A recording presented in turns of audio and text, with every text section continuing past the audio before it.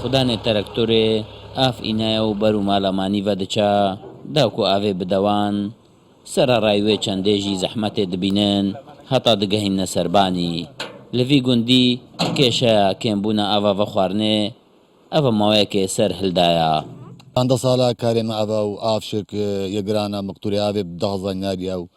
ڕۆژەکەی ئاو ڕۆژەکەی نایە و عیندای من ینی ڤیگوندیانی ئاف لێنینە گەلەکاژێت دەغزانیات مارکەخۆنینە یاری وڵە 10,000 نینە کە دیچا دێ مقتوری ئاوێ دێکەتە دەغزانیاری مەزنترین گوندە لەسەر ئاستێ گوندێن عێراقێ جۆ و تانکێن ئاڤەیەن مالات ڤالانە کێشا کێمبوونە ئاڤاڤە خواردنێ هەنا ئەس دبینم کۆلانە گەلک خەڵکێمە ئاڤێت کردن ئەز بخۆ ئێکی جوانم بەلکی گەلک بێژین گوندی خەتاری گەلک بیرێتە داین مە بخۆ مە بیر وهەی بەسە بیر نای غير صالح للاستخدام نایەتە ئەڤە خوارن الهێرەدا ینی ئەس بێژمەتە هەتا نزبەکە گەلەکە مەزن خەڵکێمە ئاڤێت کردە تشتێکی تو تعسری ئیرۆدا تو ئاڤێ بکردشی گەلێکی مەزنە مەداخوازی وێتکردین نەکو داخوازی نەکرینە بەس دیارە نزانم یعنی کو پرۆژێت حکوومەتی هەتاچی ئاستی تێنە جێبەجێکردن وان دەڤرە هەروسە كنالي وراجي ام داخوازت كينكو جات شو لجي بن سيرفي موضوع بسكن سەرەڕای کێمبوونە ئاڤاڤە خواردنێ زارۆکێن گوندیژی زەحمەتێت بینن هەتا هەنەکێ خۆفێنک بکەن هەرچەندە ئاڤ ژێدەرێ سەرەکیە ژیانەیە لێ ڕێژەیەکە مەزنیە خەڵکێڤی گوندی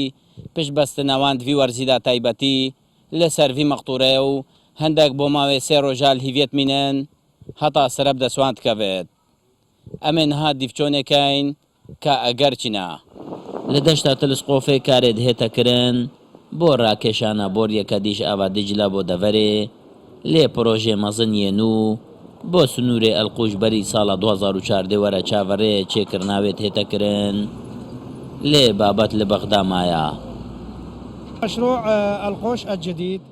أمي اللي في أو مشروع بيت نفذ كرن أو مشروع قالكي مهمة بمنطقة ناهلة شحد منطقة دامينت أو مشروع طاقوية تصميمي 2000 مكعب بالساعة يعني منطقات تود ساعة أبدأ في مشروعي ده منطقة أو مشروعي دي بتنفذ كرن تقريبا تنكيمي 6 ساعات 10 ساعات 10 ساعات تودي جاء فرقة دي كفتة حصة آفيدا پرۆژێکە ڤنیە ئاڤە ئەلقوش بەریا 40 ساڵە هاتیە دروستکردن بۆ 15 گوندات هێتەدا باشکردن و ئەڤیەکەژی تێراوان ناکەت و کێشە کێمبوونە ئاوێ پەیدا بووە دەرمان بەعەدەری کوردستان 24 دەشتانەینەوە